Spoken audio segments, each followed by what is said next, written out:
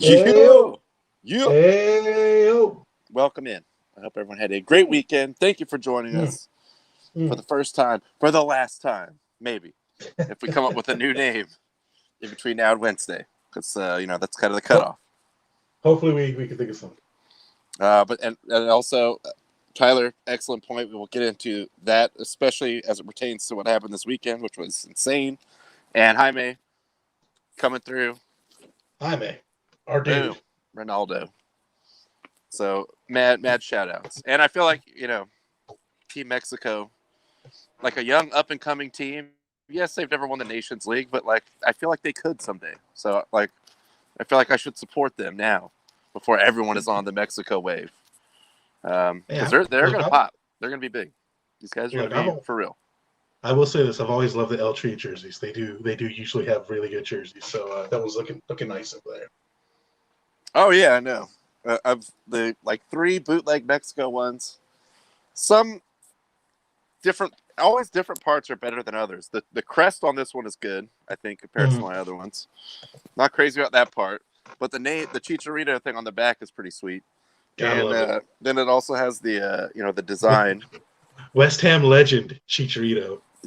Everyone's legend, yes. That's He's played for everybody at this point. You're He's a right. world traveler. Take that, take that, take that.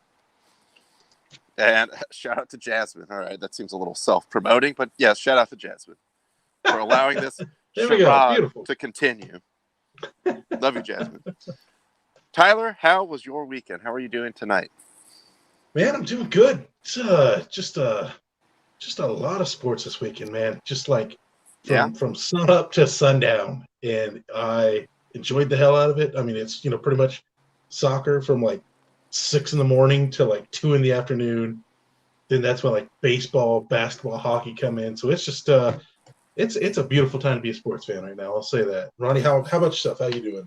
Pretty great. And yeah, as far as watching the soccer goes, normally, I'm barely into working from home now, so I'd be missing all these and just checking the highlights on my phone. So now I can just kind of have it on all day with both Mm-hmm. the Euros and Copa America going at the same time. That's right. Definitely. Well, I'm glad they're still doing it, as safe as they can do it, but a different energy level with the later Copa America games with no fans there. Mm-hmm. But it was like, an emergency scenario where they even had to move it just to have the Yeah. tournament.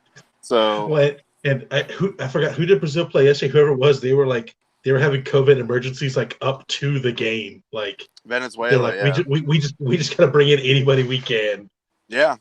And in a different way, but also still related, Spain also having all kinds of That's right. issues with their COVID and their run up to this. I mean, yeah, it's a younger team. Some people, question the selection a little bit, but also, I believe from what I've read and what I was kind of hearing on the broadcast when I didn't have headphones on for work, that they were like, as of like 4 days ago, they still could not practice together, and then like everyone got vaccinated like 3 days ago. Mm-hmm. So just a lot of complications going on with trying to do these events, but nice to see some fans there where it is safe to do so, and just appreciating being able to actually see it, especially in the group stage when you're probably going to have 3 or 2 games every day until Yep. teams kind of get weaned out of here. But on that note, let's start with some Copa America because I did get to see the last game Mm. today, and I saw the highlights, maybe the lowlights of the Argentina game. Oh Uh, boy. I Paraguay really did not look good. They just kind of looked like they did not have really any idea of how to play as a team, even though are by far a better team than Bolivia. Um, Didn't Bolivia get a red card too? Bolivia took the lead and got a red card, and That's a good strategy. yeah, so then it became like just a shooting gallery, and probably could have ended up being like 5-1 at that point. But interesting strategy there for Yeah. Paraguay, but they do get the win that they really need to have against Bolivia. Let's just be honest. Good players on both teams, but definitely better players on Paraguay. Um, Argentina. Oh, Messi. Oh, Messi. I only saw the highlights of this one. Really seemed like Messi had a good game. Probably had the goal of the tournament so far with the free kick, which I do have the Mm-hmm. video of that. Oh, nice. Vintage, Good. vintage Messi. No sound though, because I don't want to get sued. Right, right. But yeah, when you see the reverse angle and then behind the goal, you can really see the hit that he put on this. Man, but then I saw some of the other high or low lights of Messi. He was pulling the string out there. I mean, it's Messi. Like even old Messi is not someone Still you want to have really running good. at you. Like Yeah, even it might take 2 or 3 people to really slow him down.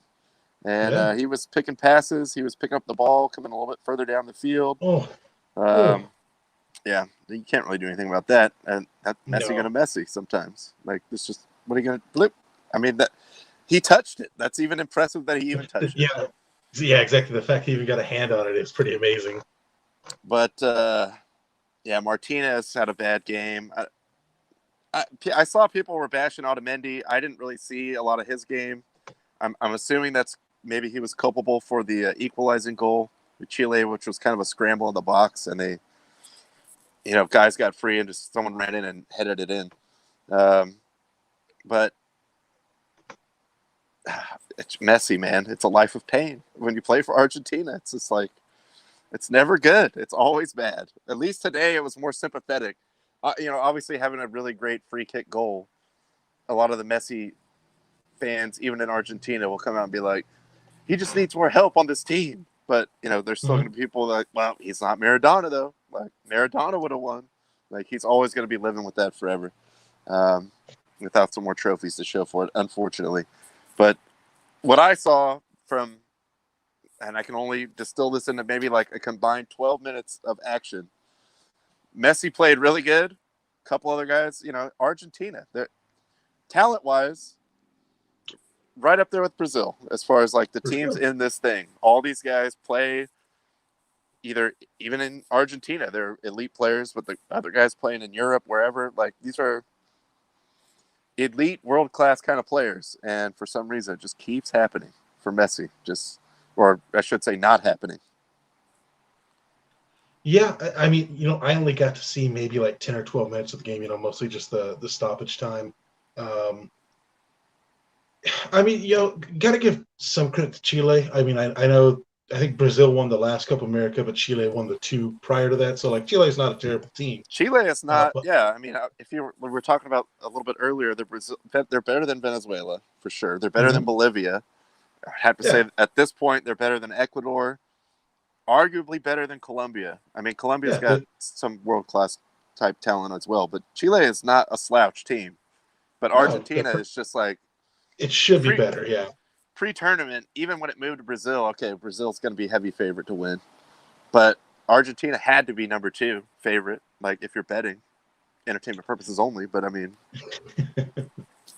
Yeah, I mean, again, and this having only seen the last like 10 minutes of the game, I haven't gotten to go back and watch like the extended highlights yet. But I feel like for a while, Argentina's game plan is just like get the ball to Messi and then like hope he scores.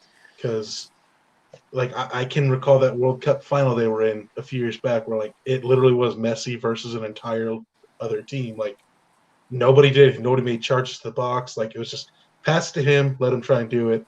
And it just from what I'm gathering today, it seems like that's still their strategy is get it to Messi and hope he balls out. well, Martinez is getting pretty bashed. He had a super bad miss that was like a straight up dime from Messi, like a lone free header, maybe 10 feet in front of the goal, and just blazed it over for no. And then there was no fans there, so some of the feeds don't even have the fake crowd noise. And I don't know. He made some kind of weird, actually kind of funny, like squealy noise, and then it was like banging on the ad boards, like ah. But again, I'm just like, you're the new Higuain, dude. Like, how come no one can score for Messi when he's just diming you up all the time? I was a little encouraged to see that maybe from a coaching standpoint, or maybe Messi had a little bit more influence or energy in making this happen, that he was kind of sitting back deeper because you can't just run it off long balls, but if you are, Messi is a guy that can like ping people out from 35, 40 yards, no problem.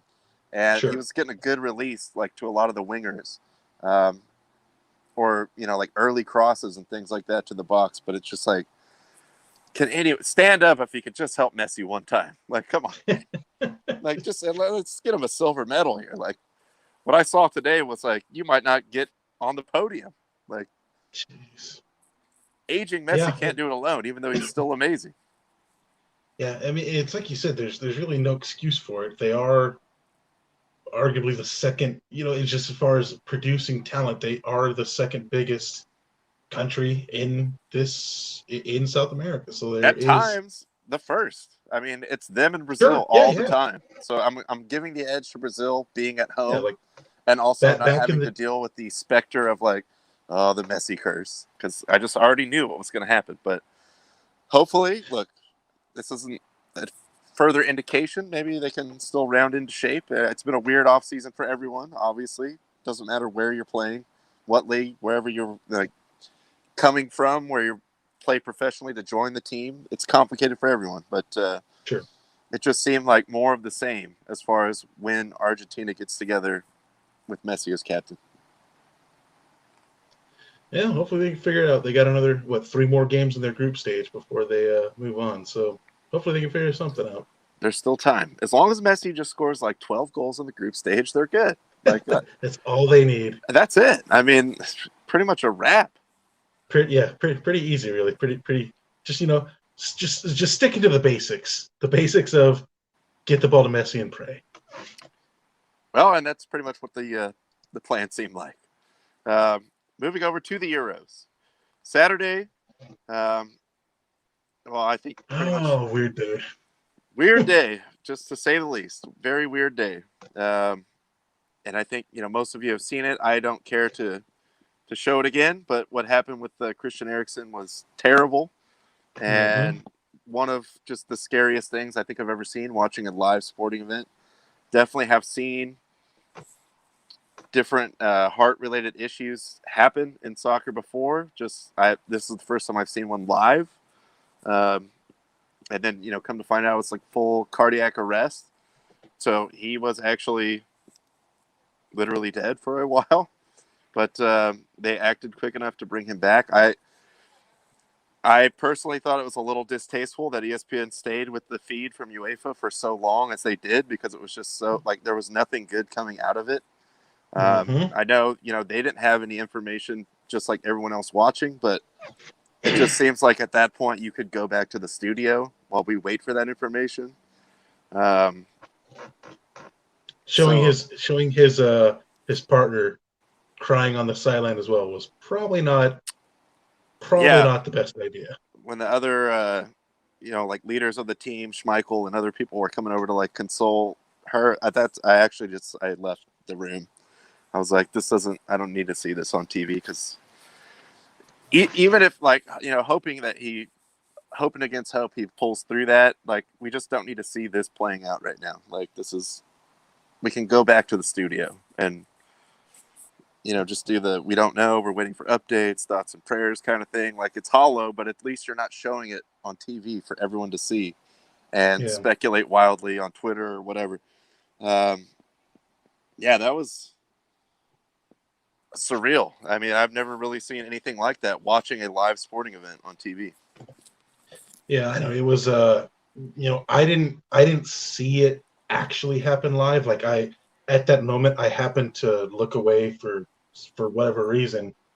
And then when it came back on, I just see all the players rushing towards them, and I asked that because like for like within 10 minutes before that there were 2 collisions where people were down. So I was like, was there another collision? And then I found out what happened, and yeah, like I said, unfortunately the ESPN decided to stick with UEFA's feed, so we saw the paramedics start performing chest compressions. Eventually they got defibrillators out, and it was just kind of like, do we need to see this? Like, can we give him some sort of dignity? Like, in bless the Denmark players for kind of forming that shield around him, trying to give some sort of privacy in that moment. But and I know it's not just ESPN. I know BBC showed it to some other networks throughout the world. Showed it.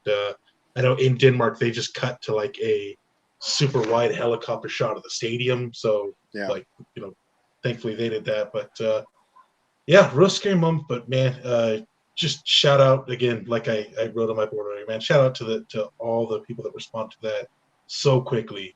It's kind of scary to think like this is a guy, 29 years old, in excellent health. As far as we know, no other underlying health conditions that would have caused this. Just his heart stopped. It's crazy to think like if this didn't happen when he was at a game where there are EMTs on site, like what would have happened? Yeah, I saw a couple. I don't have the guy's name that was his head referee of that game, and a couple It's people Anthony Taylor, I think is the name. mentioning that kind of in the past. I mean, everyone has certain feelings about referees. Usually not like this guy's great, but like been slow to act on like acts of discipline and things like that. Mm-hmm. But I would say, yeah, credit to him and everyone that was there, medical wise, all the players on both teams. I actually missed the initial moment and I could see that something serious was going on. So I rewound it. And then you just see the way, like, by himself, like he's already going down, like he just drops. And it was like, okay, this is really bad. And to Tyler's point, with the World Cup is the same way. There's only one camera feed that is provided by UEFA or FIFA in the case of the World Cup. So every language, any broadcast you see, it's the same angle, same feed. But just, they do have their own studio to go back to go to some other thing. Right. They So, can cut from that feed at any point in time they want to. and I have been in, and certainly not any kind of situation like that, but like producing live things where delays happen.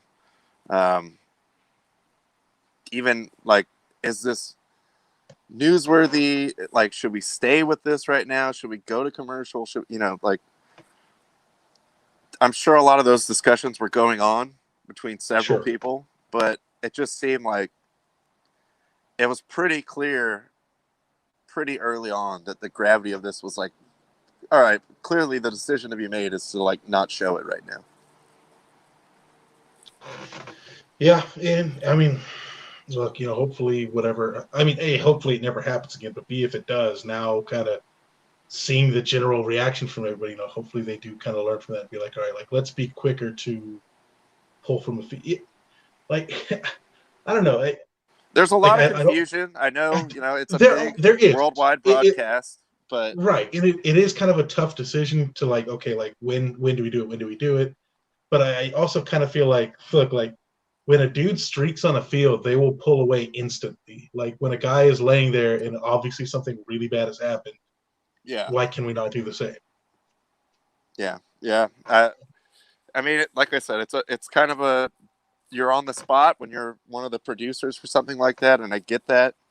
It just seemed like it was a little distasteful, but thank God he's okay. Absolutely.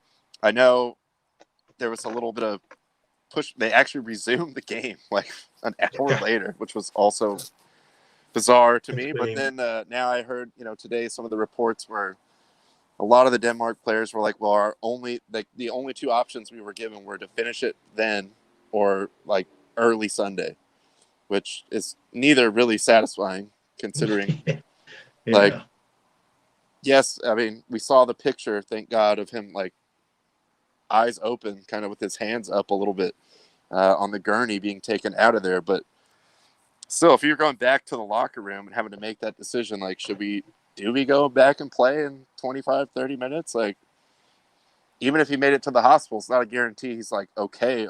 Like, I mean, he's still in the hospital. Like, all signs are positive, but, he's not just like back to total 100% right now. So that would be kind of I don't know. That seems, even like if I was on the other team, I kind of like, I would not have been surprised if they did not play the following game just for the rest of the day. I mean, I know they got a schedule to keep this thing going, but yeah, anyone that plays at that level and you see that happen, it kind of lets you know, like, it could have Could have been any of us. Like, do you really go back out there and play right after that?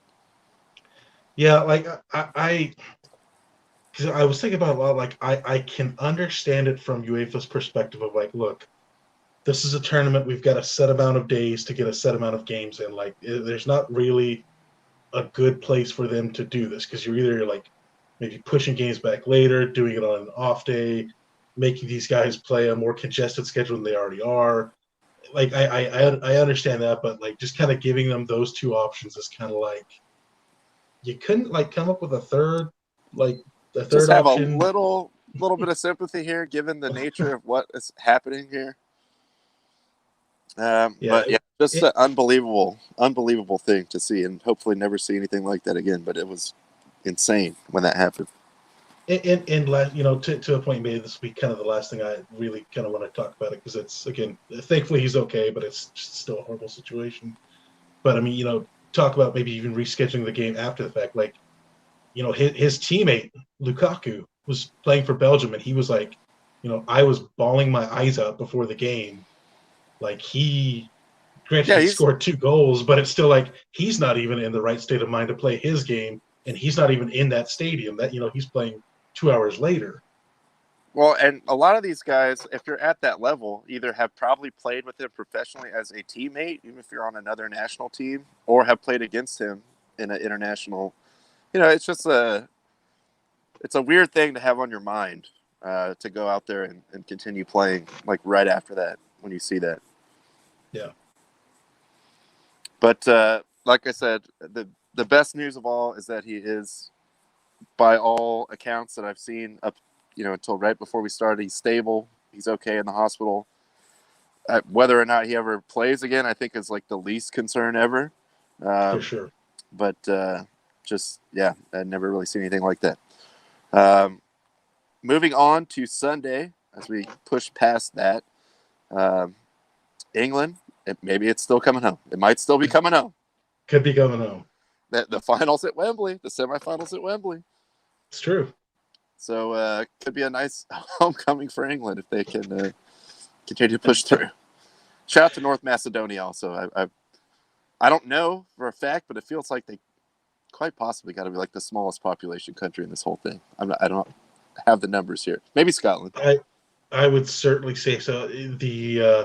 Yeah, I mean, England, it wasn't a great game by them outside of Calvin Phillips and Declan Rice were just awesome in the midfield. They completely shut down Croatia's midfield, and that's kind of where their power lies. So shout out to them. Other than that, England, I mean, be happy with the win. It's England's first win in the first game of the Euros ever, which is in some ways shocking. In some ways shocking, in some ways not, knowing England's past. But they get the win, so they'll move on. That North Macedonia Austria game was a ton of. It wasn't the way I can describe it. It wasn't a great game, but it was a fun game. It was awesome seeing North Macedonia in their first appearance ever get their first goal. The guy that scored it is like 38 years old. He's kind of the best player that's ever come out of there. That was huge for them. That was great. And then that was followed up immediately by an amazing Netherlands-Ukraine game. Netherlands going up 2-0, and then Ukraine scoring twice in like the 75th and 78th minute, including an absolute, just a beauty of a goal by West Ham's Andrei Yarmolenko. Yarmo, get in. Yarmo doing literally the one thing he does. Like if there's one thing you don't. Yarmo things. I was gonna say doing Yarmo thing.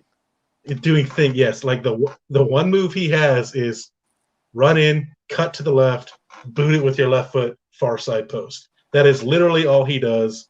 It's the one thing you shouldn't let him do because he's going to do it. He did it. Beauty of a goal. But then Netherlands came right. And then, but then Netherlands comes right back and scores and takes the lead. So that was the England game was pretty boring, but the two games after that absolutely made up for it. Just a ton of fun there. Netherlands is always fascinating to me because they can score, and they actually do have good talent, like they defending. Do. But it's just such a like them and Italy are like the total opposite. Like Italy's saying us like, whatever happens, just make sure the other team does not score, and we'll figure out the rest. So if we go to penalties, whatever, it's all good. And Netherlands is Netherlands like, is whatever YOLO. happens is we just got to score like 8 goals. Like, it doesn't matter. Get up the field. It's time to go score goals. It's like early 2000s Spurs Suns game. Yeah. Yeah. Like strong defense versus like point a minute, 6-second offense. They're both always good, but they're both always just that way. Like, you know what you're going to get.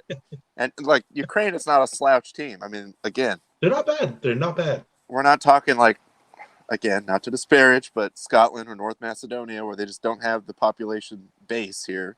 Mm-hmm. Pretty loaded out team full of, European professional players. Yeah, I'm glad that Tyler got to see that second half. I missed it. It was 0-0, and then Tyler started texting me like, "Oh my god, this game was like on crack. Like, what has happened?" Yeah, that was just super fun. Again, nice to have that bounce back of just entertaining games. Again, after the events of Saturday and the boring England game in the morning. Taking a look at today, also good time to bring in Jaime's comment. Also, wait, actually before, because I don't know when you got in here, Jaime, but shout out. Shout out. Appreciate the love, big dog. There it is. There it is. Jaime's beloved Scotland. Unfortunately, I mean, super in favor of the story. It's Scotland as an international team it's usually a life of pain. Like I said, they're not really dealing with a super deep world-class team by any means most of the time. Just to qualify, we showed that here on the program before. Big deal there in that country. I just don't know what was going on with the second goal. I mean, the second goal was incredible. As a dream goal. Patrick Schick with the just the midfield bomb over the goalie's head into the goal. And the technique of that is so difficult to do. Even again, the goalie was definitely at sea. I don't know what was going on because it was already like 3/4 of already into the other attacking zone. So at that point, you should be like probably almost have your heels at least on the penalty area, like getting back. But right. He just takes off in a dead sprint, and but oh man, that's got to be just a terrible feeling watching that perfectly like. So there's no. There's a great quote from Wayne Rooney in an interview he did with Roger Bennett of the Minute Blazers a couple years ago, where he talked about those kinds of goals where you just bomb it from midfield, and Rooney's quote was, as soon as it leaves your feet, you know it's going in, like you just know it. He says the only advice I can give to goalies is just don't even try to block it because you're just going to look stupid. It's going to make it look worse. More stupid, yeah. As you're chasing after it, flailing. just turn around and yell at one of your defenders and be like, "What did we just talk about?" Like, act like it was someone else's fault. Because exactly. We all know what really happened. But again, deflect. Yeah, just don't even try to take a wild swing at it when it's 20 yards over your head. That was, great goal though, for sure. The second game, I got to see most of that. Actually ended up being a pretty good game. Our beloved Lewandowski. I won't say it's quite a messy situation, but his scoring record in the Euros is not exactly sterling. And Poland, not as good of a team as Argentina, certainly, but no, still got some ballers out there. I mean, you recognize a good half the team. Like, oh yeah, this guy plays for this Italian team. Like, they got a lot of guys in Germany. Even the Polish league is not just super minor league. Right. But yeah, unfortunately, he's boxed out again. I think, like I said, 7 out of 9 games he's played in the Euros, he's gone goalless, which is just a tough look for the best goal scorer that's ever come out of that country. One of the best I've just ever seen, pure goal scorers. The single season Bundesliga record holder. Not definitely doing him any favors with your number 10 getting red carded for 2 obvious yellow cards. I mean, he knew as soon as he didn't even really push back on the second one. He just walked down the tunnel. But now you're down to 10 guys. Slovakia, I thought, actually really impressed me, though. And Slovakia They does have played some good well. players, too. I was telling Tyler, I actually forgot about Hamsik, Yeah. who's a really entertaining player. He was supposed to be like the next big thing when he came up with Napoli, and like everyone's in on this guy. Like he's going to Real Madrid, he's going to Bayern, he might be going to Dortmund. Like all these big, suitors were after him. He stayed with Napoli, and now he's the captain of that team, but he's a little bit past the age of where like Real Madrid is not going to come open up the checkbook when you're 34, 33 years old, whatever he is now. But Yeah. had a couple. I think he went to China at some point, and like I said, maybe the Middle East. I believe I saw, because just out of curiosity, he's going to go to the Turkish league next year, which Okay. that's not Good exactly league. a pushover either. But Yeah, they got some decent teams in there. I did appreciate he's still rocking the super gelled up, insane mohawk, because it always blows my mind. Like at some point, you're going to hit the ball with your head. Like, do you Mm-hmm. know where it's going? How does it? And if he does it mess up the mohawk? Because I never see it get messed up. No, he's got some incredible hold in whatever spray or gel he uses. Well, he did that Gorilla Glue thing. I think maybe he was the first person to come up with that technique. He didn't want the mohawk, but it's actually just stuck. It's There's permanent. Yeah, no, there's nothing they can do to get rid of it at this point in time. it's it's actually aluminum. It's permanently affixed to his head. It's a load-bearing mohawk. It's Yeah. actually it's actually unhealthy it's life-threatening if he removes it. And then the afternoon. I mean, in Europe, the nightcap. Young Spain, with all the stuff they're going through, trying to even just field a team. Um, they were doing Spain things at the beginning, which is to have Yes, the they ball were. all the time, but just never really threatening the goal. I thought Sweden, credit to them, they got a little bit more bold coming out in the second half when they were just, all right, we can sort of minimize and just chase these guys. We know they're going to have the ball, but like they haven't shown they're going to score on us. So I thought Sweden had a really good 10, 15 minutes to open up the second half. Still couldn't. You're still outclassed talent-wise. I mean, you're going to have to, pinch one of these kind of off a counterattack or something like that. Great individual play or something. But it'll be tricky for Spain, for sure. Just the way this team was kind of thrown together. Yeah, they're young, but, I mean, they're still some of the best players in the whole tournament, even if they are young. Just kind of a weird I'm just trying to picture, the team dynamic of, yeah, they know each other. It's not like they're just total strangers, but the build up to this with everyone having to be isolated up until 3 or 4 days ago. Now they're all vaccinated. Now they can finally practice together. I mean, it's just going to be weird to get that all really cohesive in a short period of time. So we'll see what happens. Yeah, I mean, really weird. And I think another problem, at least that I felt like they had today, is just they don't have that striker that can just bury it in the net. Murata is probably their best option, and he missed a pretty easy shot right in front of the net. I think at the end of the first half. I mean, they don't. I don't know. Good team, a lot of talent, but I just don't think they have anybody that can finish, and I think that's going to be a big problem for them. Because if you can't score goals, it's hard to win games. But other than that, like you said, typical Spain. I think I saw some stat. They had 4 players at halftime. They had 4 players that had completed more passes than Sweden as a whole. Yeah, no, it's like when just watching a Tiki Barcelona taka, game. Yeah. After the first 20 minutes, it's like, all right, this team has completed 241 passes. Wow, that does suck to have to chase that around all the time. But if there's no cutting edge, and I think, yeah, you don't have Fernando Torres or just a big center forward. I mean, Murata is a really good player, but outside of having just a real they can all pass the ball around you in circles forever. That they're going to do that no matter what. They What could they do that with do, their yep. under 21 team. They could probably do that, and they would still get the 80 to 75% possession, whatever.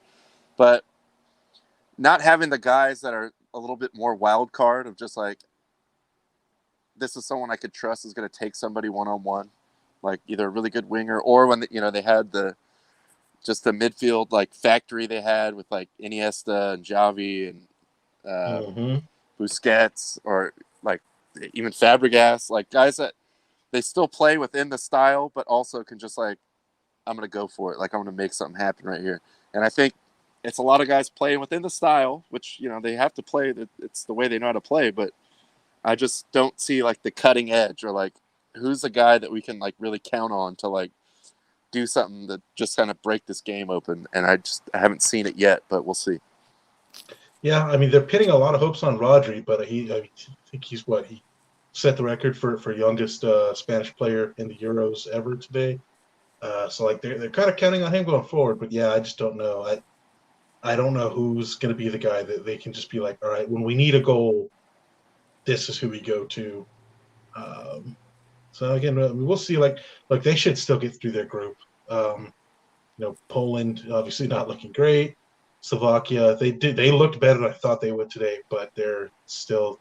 I don't think they have anything for Spain. So Spain should still get through the group pretty easily, but once they get past that, that's where the real questions come into play, I think. One more thing I want to say on today's slate before we move on, and we'll kind of wrap up the soccer segment for today. Poland, Slovakia, so far, by far, the tattoo game of the tournament. Those two Eastern European giants getting together, great That's tattoo. true. I mean, there was ink all over the place.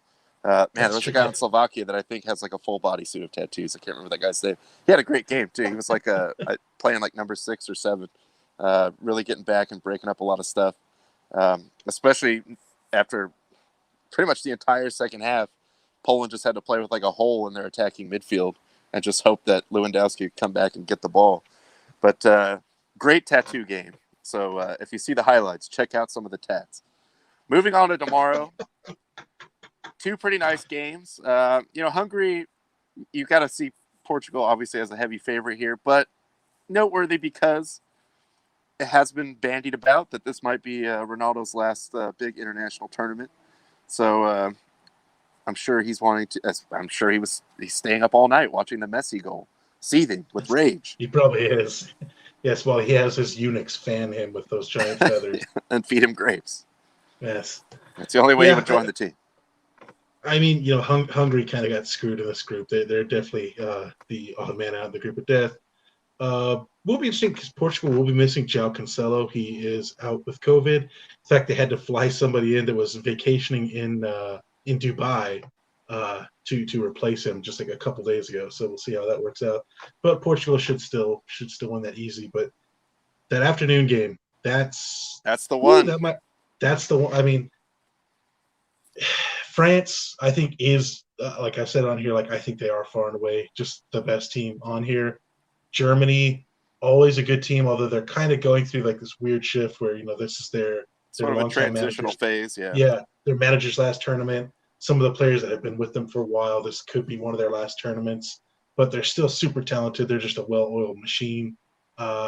This could be the one. In France is weird because like as talented as they are, they can also play super boring. So I'm curious to see what kind of France shows up tomorrow, but I think just on paper it's going to be a fantastic game. I think current trajectory, France, yes, is still probably the best team in the world, and they did maybe break out of this a little bit because they're the champions. But the one thing that's always, like we were just talking about, how Netherlands just always kind of is, or Spain always kind of is, or Italy, there's just that style. France is always super talented, and then sometimes they just like get in a fight on the field in the first game with each other, and then it ruins the whole tournament. Like, I'm just saying it. I'm not even trying to be a hater. Anyone that's watched soccer has seen it before. Like, so many good French teams have been torpedoed by themselves. So we'll see if they can hold it together. And Germany, even in a transitional phase, is the complete opposite when it comes to that. Like, they always just get it together just for the tournament. Like, they're very professional. You don't really see a lot of like individual attitude coming into it, like messing up the whole team when it's a situation like a Euro or a World Cup or something like that. So they get the most out of whatever they have at that time, which right now, not their best, but still tons of world-class talent. And the weird specter of like, all right, this is the coach's last one.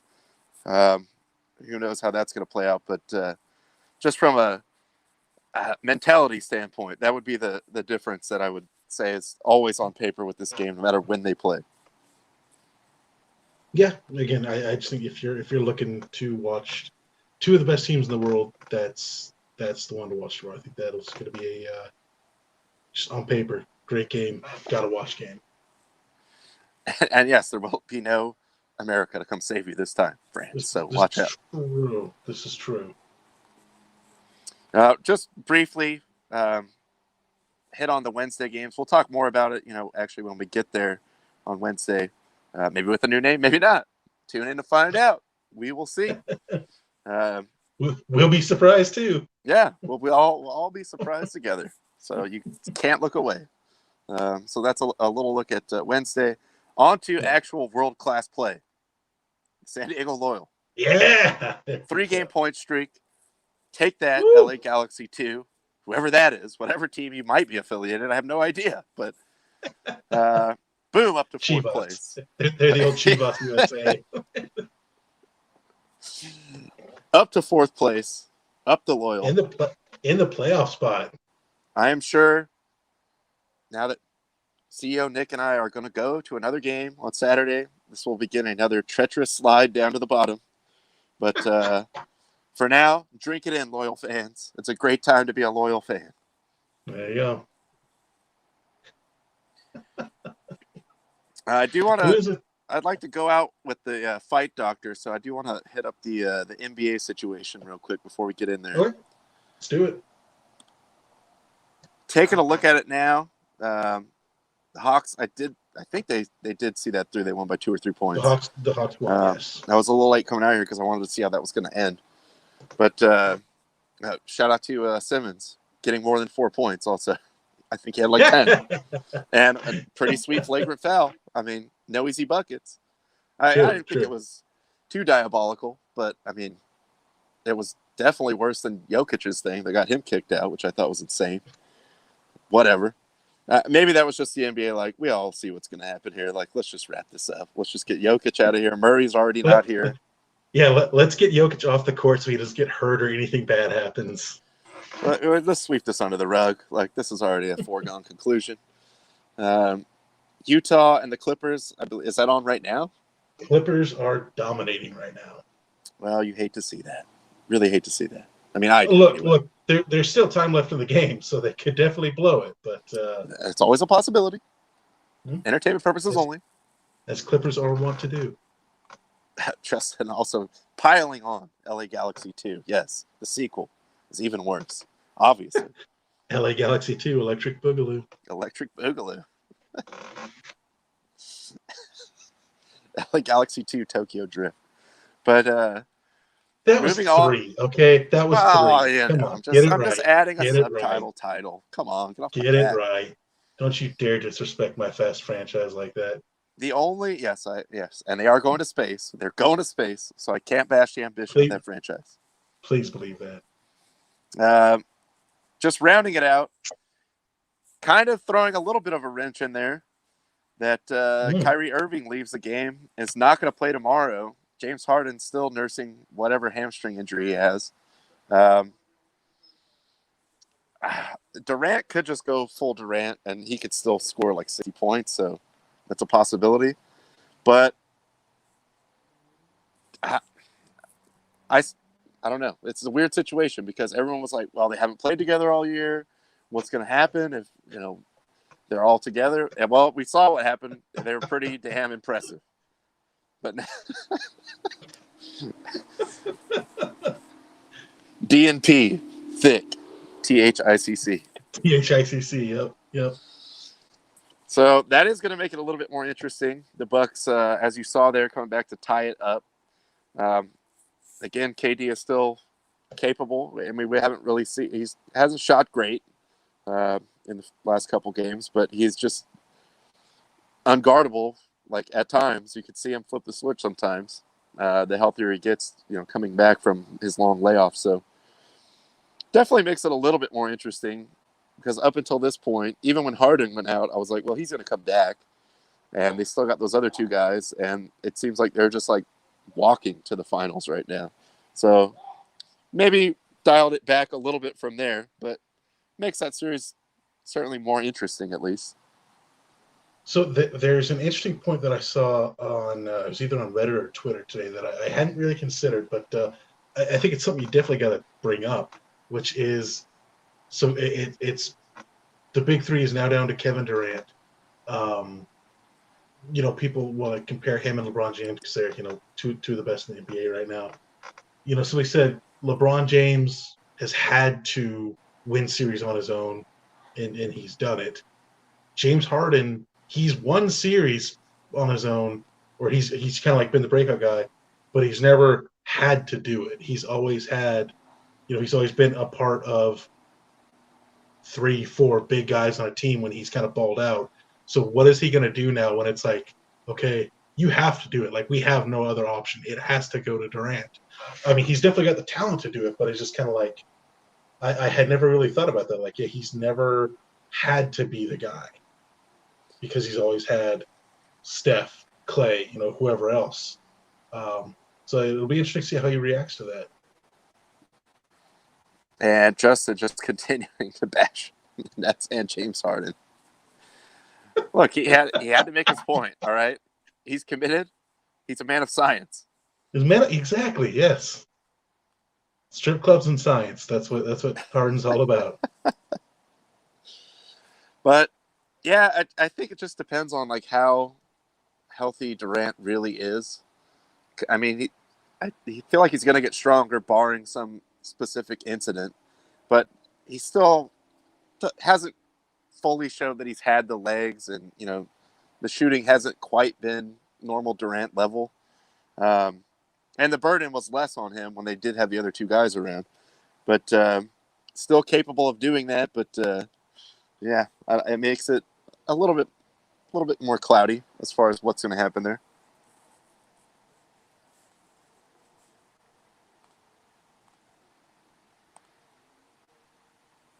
And, well, you know what? Since there's no one behind us, so might as well just... There's nobody behind us. No. Let's just hit the hockey. Let's touch on the hockey. Come on, Islanders. I got to respect the Islanders. The 80s team of record, besides the Oilers, who are actually the 80s team of record. And I still don't hate Vegas, even though they're annoyingly really good and better than the Ducks, like pretty much ever since they came along. Well, look, lots of teams are better than the Ducks. But, yeah. So what are you going to do? Just get better. Be better. But I can't root for the Canadians. I mean, come on. Well, you don't got to worry about that right now. There's about 8 minutes left, and the Knights are up 4-1 against the Canadians right now. So it looks like they're going to be taking game one easily, although who knows? Anything can happen in hockey, especially playoff hockey. But, yeah, glad to see the Islanders go out and get that game one win. I mean, look, I think we kind of both said it when we previewed the playoffs, like, the Lightning have to be the favorite. They're the defending champs, and they are at least as good, if not better, than they were last year. Oh yeah. But no, I'm digging this run the Islanders are on. So hopefully they can keep that up. Look, I wouldn't mind seeing the Islanders get the win here, win it all, lift the trophy. Unfortunately, Justin is correct on both of these points. As we all know, the terrible tribulations of the San Diego Loyals when it comes to having a lead. They're not used to being up that high. Their arms are too short to box with God. It's just a weird situation. And Kenley. Yeah. Yes. Yeah. It's a little bit of a track record there. But we will keep our eyes firmly on the Stanley Cup playoffs. And I would recommend, even if you're just sort of a casual or indifferent, this is when it gets really good. So all the hockey games, like you get into a couple of these like 2 or 3 or sometimes even more overtime games. And now that, the border is able to be crossed. So, hey, it's going to get crazy out there. But saving the best for last, I want to get to the Fight Doctor. We did have a UFC pay-per-view this weekend. Didn't get to see as much of it as I would have liked. I did get to see the main event and a little bit of the co-main, or the one right before. But let's fire it up for the Fight Doctor. And if the phlebotomist wants to join as well, feel free. But let's run it. Ladies and gentlemen, this is the main event of the evening. The heavyweight champion of the world. It's time!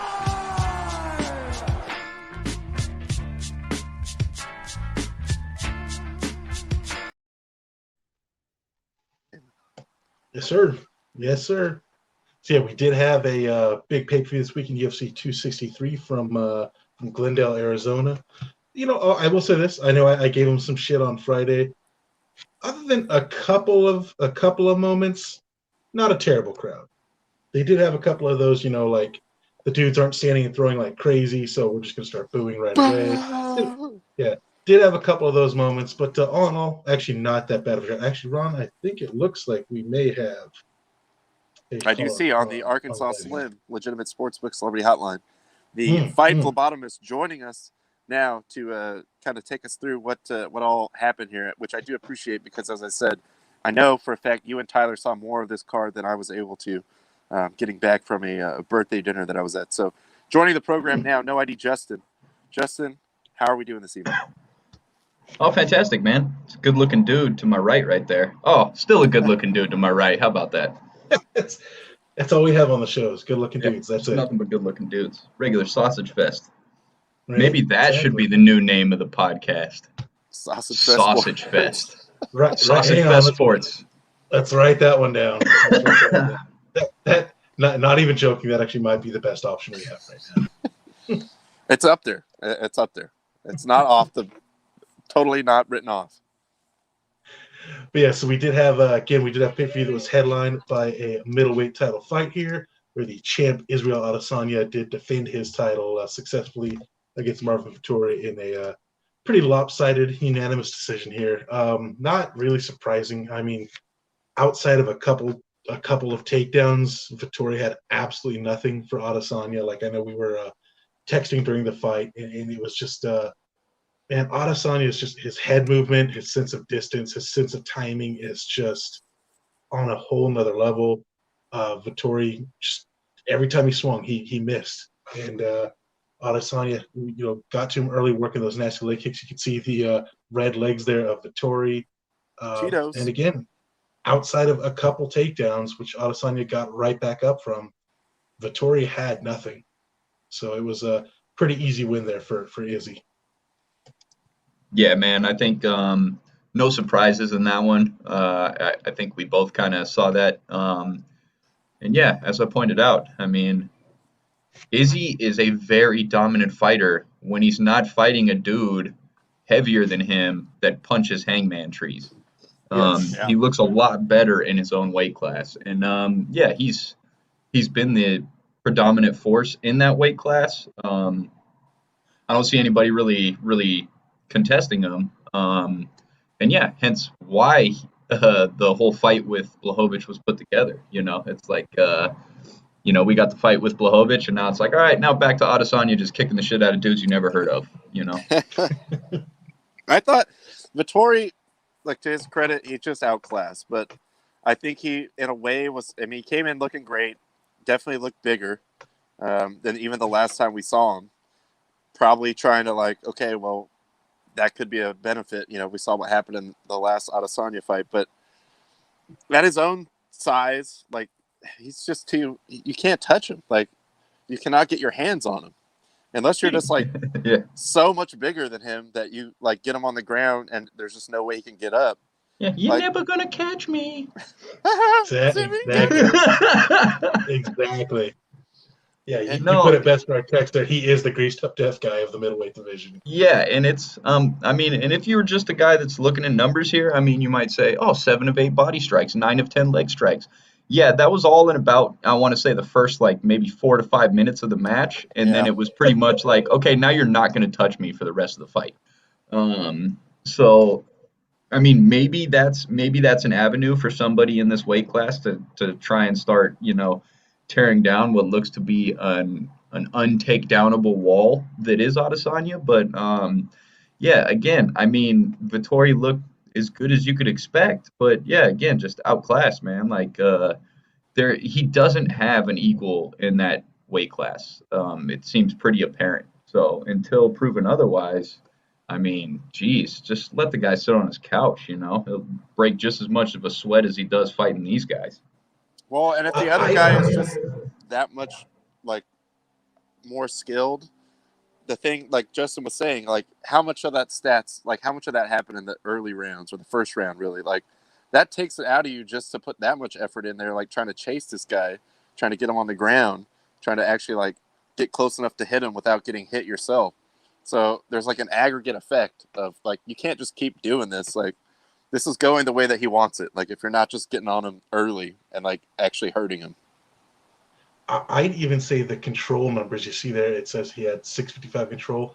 That's even deceiving because so much of that time was him going for a takedown, Adesanya sprawling, stuffing, and then backing up against the cage and kind of like Vettori just leaning up on him like, well, I can't take him down, but I don't want to let him go. So, I mean, like even that 655 is so deceiving. Yeah, and like some of that time too is spent like where Adesanya is clearly slipping out of it. Like you could see he's getting free, like or just like rolling over, like doing some weird move on the ground. Like, okay, technically this is control, but it's not any kind of long-term control. It's not a dominant control. Yeah.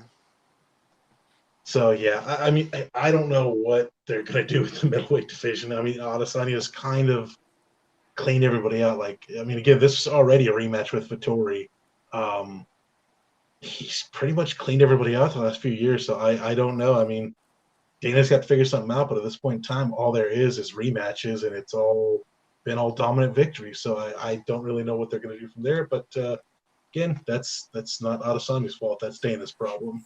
Yeah, I mean, I in a way kind of feel bad for Adesanya because he can sell a fight, you know, just by like he is entertaining and stuff like that, but he doesn't really have anywhere to go. It's not his fault that he's better than everyone that realistically could fight him right now. So I don't know. It's just kind of a roadblock right now. Can he lose? Can he drop, 75 pounds maybe and fight Brandon safe. Moreno? Seems safe. Yeah, I mean, I guess the option is have him move back up to light heavyweight on a permanent basis. I mean, he already fought the champ, but did as well as you could expect him to do, given the circumstances. But I mean, maybe go up and have him fight like a number 10 fighter in the light heavyweight and see what he can do from there. Just maybe I don't know, to get a little seasoned like with some bigger guys, and then like, okay, next time we run it back, like there's actually a possibility that I could win. But yeah, I don't know. Like even that seems like, I don't know if Dana would do that though. I mean, yes, you want to give this guy fights, but like that's just going to be like, what is the point? Like, well, he's not going to make the champ give up his belt just because he's already ran through the division. Like that's going to be Adesanya's decision if he wants to do that. So yeah, I mean, again, we'll see what he has, but for right now, it's nothing but rematches of fights he's already dominated. So co-main event here, we did have a flyweight title fight where Brandon Moreno takes out the champ Davison Figueiredo. So we have a new champ with a third round rear naked choke. Hold on, let me show love real fast. Let me show love. There it is. There we go. Yes. You guys still don't have a Nations League, but first UFC champion from Mexico. Let's go. First Mexican-born UFC champ. When they kept saying that, I kept thinking like, wait, Cain Velasquez is the Mexican champ, but he's born in the U.S. So yeah, no. Yeah, I was thinking the same thing. Don't worry, buddy. Yeah, the doctor and the phlebotomist were on the same wavelength. That's right. But I mean, look, hands in the air. On Friday I said I expected Figueiredo to dominate this one. It was the exact opposite. This was Moreno just from the bell. Yeah. Just having his way. He looked so much faster than Figueiredo. I think at one point in time I was going to text you guys something like, I'm just waiting for Figueiredo to turn this up. And right before I could text that, Moreno dropped him with a jab. So I was like, well, okay. I guess I was probably wrong about this one. And I think I was right there with you. I thought Figueiredo was going to take the fight. And I actually texted you guys as well. I said, it was like he started off the fight, and even, the play-by-play was even mentioning it. It was almost like he came out too crazy the first time they fought. So it's like, okay, now he's passive. He's being a little more, calculated. And then the guy like basically kind of moves around. He's spacing. He's feeling him out for about 3 minutes. And then he tries to throw this jumping back heel kick to Brandon Moreno's head. Like, that's what he was building up for. And as soon as I saw that, I text you guys and I was like, oh, dude, you know what I mean? Like, that's what you were being patient for? Like, he just looked lost. It almost looked like he was overwhelmed by Moreno, which is really weird to say in a fight that's obviously, a rematch. They've seen each other before. Um, yeah, I mean, kudos to Moreno. Put on an absolute clinic, start to finish. I mean, better striking, better on the ground. I thought the fight did get some moments of excitement when they did go to the ground. Obviously, both fighters very proficient Mhm. in that area. But again, yeah, Moreno was just dominant, man. Absolutely dominant. And it's an absolute feel good story for Moreno. Like, this is a guy that, he's got to start in the Ultimate Fighter. He was the last pick from the coaches in the Ultimate Fighter, Mm-hmm. gets cut shortly after that, gets to come back to the UFC a few months later, gets cut again, comes back, builds his way up. Now he's the champ. I mean, it's just a feel good story, and absolutely well deserved, complete dominant performance. I think, and this one's weird for me too, because kind of like yes and no, I feel like this, but like, so I hesitate to say like star making performance just because like we all knew who this guy was. Like we knew the talent, but Sure. kind of the way that he won, which was so like clinical and just like thoroughly, outside of a few brief moments, like he was just in control. And also just because of the way the fight game is, being like, how marketable are you now as the first Mexican born champion? Like this guy is going to get like so many looks at like just as a brand within Oh, bro, how the mad is promotion. Canelo Alvarez? I know Sly Stallone was blowing up Moreno's phone.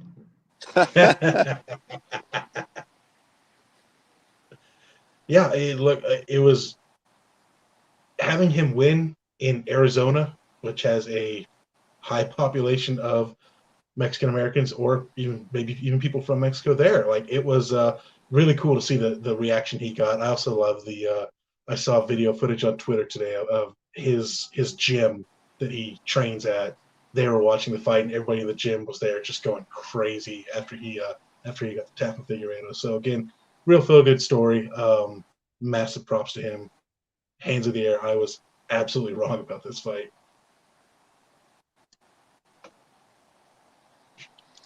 Yeah, that's what I'm saying. Like, not necessarily star baking into like, whoa, who is this guy? But just in the sense of like, as marketability, like this is gonna do so much for this guy. Like at least like who like he could go out and just like lose his next fight. All right, it's gonna take some of the shine off. But short of that, like this guy is like a huge draw now for UFC as I he stands mean, right now.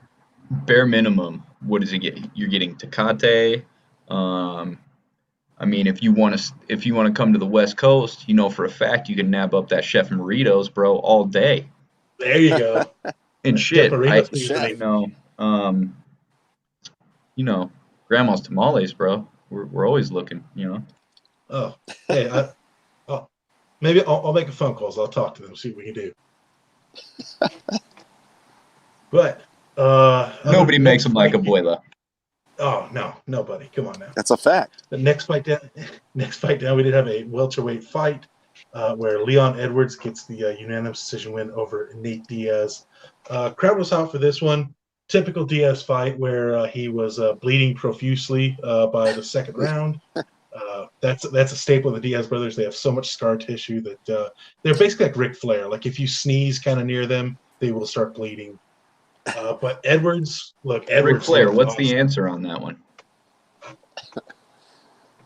Must you know what the answer is? I think you already know what the answer is. The answer is yes, you son of a bitch. Thank you for clarifying. Ah, there we go. But no, I thought Edwards looked awesome. Up until the fifth round, that final round when he finally got rocked and Diaz was mounting a little bit of a comeback.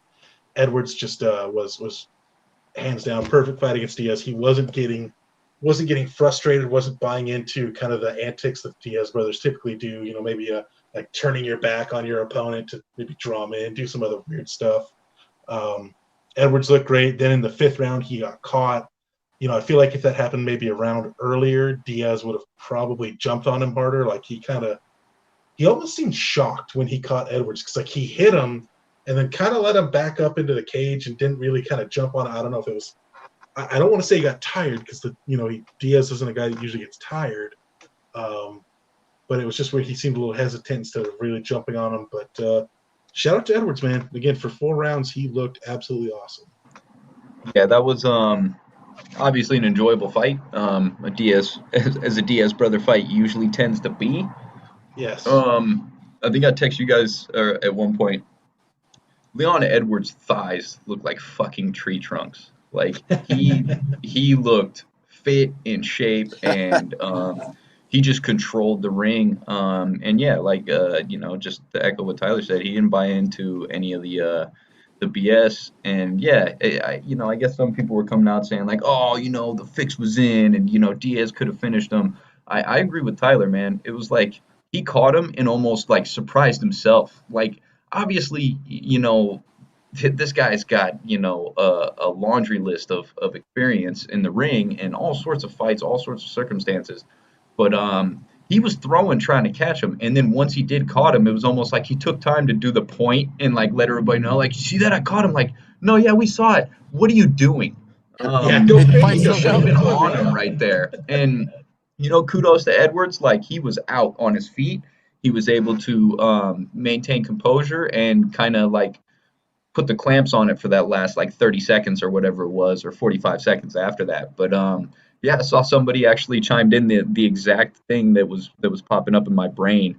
They put a tweet up that somebody sent that said all Diaz fights should be 10 rounders. 100% agree, man. Like and shit, Nick and Nate should just spin off and start their own organization, and that should be what it is. It should just be the Diaz Brothers Fight Club, and it should just be they fight until somebody's out. No time limit fights. Let's go back. Oh, so yeah, we're talking old pride rules. Old. Exactly. Also, let me throw out no octagon, always in a dirt hole. Bare gloves, no bare knuckle, no time limit, just in a dirt hole though, please. If we're gonna go bare knuckle, we might as well go full bore, and just go full kickboxer. I want him dipped in glue and glass.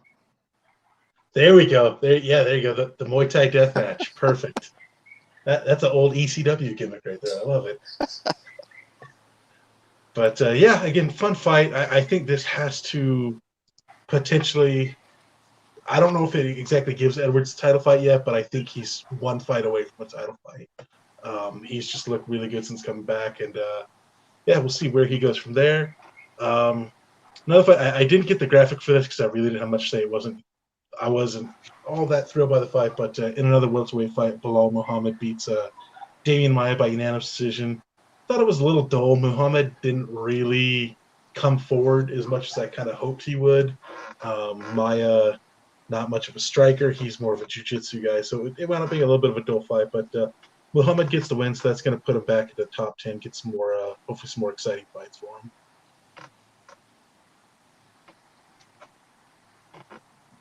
Yeah, Okay. not much to add on that one. I was just going to ask if the phlebotomist had anything to chime in on that. I think my phone camera is dying because I'm having some connection issues here. So I will just slide off on that note. But unless there's anything else you wanted to hit. You know what? I don't have a thing. I will just say, unfortunately, we didn't get to edit this here, but the first fight in the card, light heavyweight bout between Paul Craig and Jamal Hill. Paul Craig wins by submission. He actually broke Hill's arm, and the ref didn't even notice it and let Hill continue to fight for about a minute afterwards with a broken arm. Don't go anywhere to look at it. It was pretty nasty. I was going to try and edit this picture to have Hill's arm removed, but you watching at home, interactive segment. Put your finger over his arm, and then that's basically what happened. That's what happened. So, yeah, pretty ugly stuff. But again, nice win for Paul Craig there. Overall, again, solid. I think solid night of fights. Fight for bottoms. Would you agree? Absolutely. Good card top to bottom, as expected. And yeah, for some people tend to want knockouts nonstop or submissions nonstop. That's not the way it works. I thought we had a good mix, and yeah, good fights. All right. Well, since we know Ronnie's phone is dead, we will go ahead and we will end it there. Justin, thank you as always for jumping on. Always love having you on here, especially talking, recapping a nice night of fights. Hey, as the great Ronnie would say, let me just throw it out there instead. You know the drill? Oh, I don't know. Well, we'll see if we can time that out here. But yeah, thank you guys so much for tuning in. We will be back on Wednesday, maybe with a new name, maybe not. We don't know yet. Oh, wait, is he back? I think Ronnie may be back with us. He's probably just got no mic. Oh, Nope, no. he's gone. Oh, he's don't know if back. you guys Nope, can he's Nope, now gone. he's Oh, back. he's back. I've had mic problems running off the laptop, but I am back. Yeah, my phone is like 3%, so it always just takes a dump when it gets to that point. All right, well, we were just saying the goodbyes. You got anything you want to say before we get out of here? No, thank you guys again. I feel like you have totally dropped the ball by not throwing in more name suggestions, because now it's like we got to do that for some reason, like it's our show. But Jeez. thanks BS. no, shout out to all you guys for hopping in the comments. Thank you, Jaime, for the new fit. Like I said, someday Mexico still searching for that champions, that Nations League. You know, it could happen. I guess maybe. To pry it from our cold, dead hands. Yeah, come and take it. Come and take it. But, no, thank you guys as always. We will get back with you on Wednesday in some capacity, new name or not. And thank you, obviously, Fight Phlebotomist Justin, Fight Proctologist Nick, in the comments. And we'll see you on Wednesday. That's right. Yeah, we'll be back Wednesday, maybe with a new name, maybe not. Either way, you guys know the drill. Keep the fire. Keep the fire. At the buzzer.